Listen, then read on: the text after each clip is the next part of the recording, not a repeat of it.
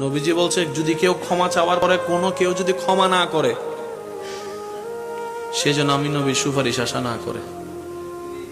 খুব মারাত্মক কথা, কিন্তু সেজন্য নবীজি বলছেন, হে আমার উম্মত, যা জামিলা হয়েছে, যার সাথে হয়েছে, তুমি ক্ষমা করে দাও, তুমি ক্ষমা করে দাও।